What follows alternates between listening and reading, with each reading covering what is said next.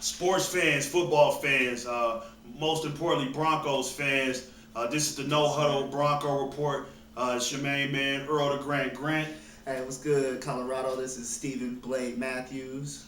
Good to be back with you guys. Yeah, it's been a long time since we left you. Now we got some Bronco talk that we need to step to. Right. We're going to talk about the loss that the Broncos took at the hands of the Indianapolis Colts.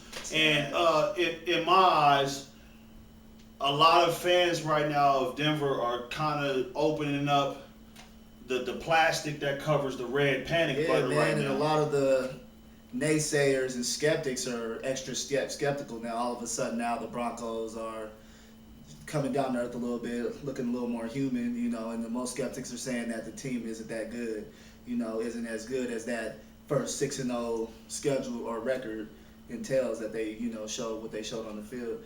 I kind of compare this to the every time when Superman squares off with Lex Luthor, or the villain in their first, the first time they throw down, Lex Luthor comes up with some sophisticated way to sneak some kryptonite into the fight, and the people see that Superman is a little bit more human than what he really is. That's kind of the effect that the Broncos are having right now, and this is the same team that has pretty much, made other teams look very, very poor with their performance on the field. Definitely. What are some things that surprised you or shocked you in the game in Indianapolis as you watched? That's a very good question, and looking at it, I was just kind of surprised, with the inconsistencies of the offense during the game. Obviously, there's been a team that's been putting up 40-plus points a game, making it look very easy, looking, reminiscent to the greatest show on turf, teams like that.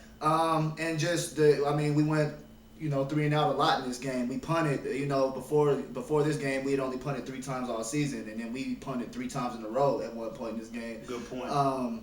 No Sean Marino. We had to check down and run a lot because of what the Colts did. It seems like the Colts defense kind of dared you guys to run the football. they actually flexed their muscle on our offense, and obviously there were some things going into that with the injuries to Clady and Franklin. Our line was banged up. Can you kind of let the people know what positions that they play? And obviously everybody knows Denver's real heavy on the pass, and they're missing 2 starters on the line. If you could kind of help them out. Obviously we as Bronco fans in Colorado, you guys know Ryan Clady probably is the best tackle in the league, left tackle at that. So he's the guy that's in charge of protecting Peyton Manning's blind side, I've heard say. And you seen this week Peyton Manning had a strip fumble, that turned into a safety. And that usually would have been where Clady would be at. Clady doesn't give those up. Franklin is our right tackle. Okay. So he's the strength of the run blocking and also pass blocking. He's been pretty good at that. He's been real effective. And then we missed him, and there was another sack, another time that the ball got tipped that led to a interception at the end that pretty much ended the game, and that would have been his side where he would have been protected. So really, it seems like the injuries that the Broncos had on the bookends of the offense of the 2 tackles. It seems like the Colts were able to game plan and scheme, and not only just scheme, but they were able to cause some turnovers. And once those holes were kind of exposed, what about the running game? The running game, to me, it wasn't that bad, and I don't think that the reason why they lost was the running game. But I know you've watched every preseason game and you've watched every game in the regular season.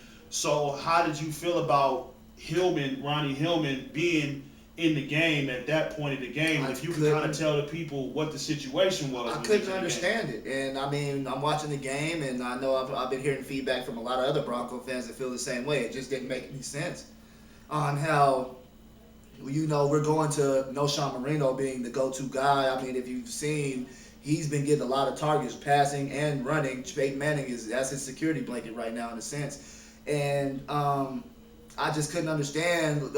First of all, why he was in the game, why Fox sent him in the game in that pivotal situation, because we've seen what he's just been consistently doing this after he's been in Fox's system, I'd say about 2 years now. 2 years, 2 seasons. And he just hasn't shown much maturation to the point where, you know how I feel about him. I don't want him in the game. I don't think he doesn't pass protect good, which is, you got to have a strength to do in Peyton Manning's offense. And he fumbles the ball, man, and that was just that fumble. So to me, I didn't like that. But no, Sean Marino didn't run the ball that very good this game. I mean, we gave him a lot of carries, and he had some good yardage, but it was like he was always a yard short. That was it, 2 3rd-and-1s Yeah, that the Broncos exactly. couldn't convert Couldn't even there. convert. Exactly, 2 in a row actually.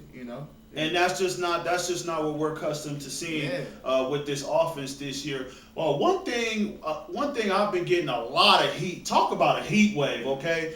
It's fall time in Denver. We had a little bit of snow last week, and a lot of heat is coming down on the defense. And I'm all for numbers in football.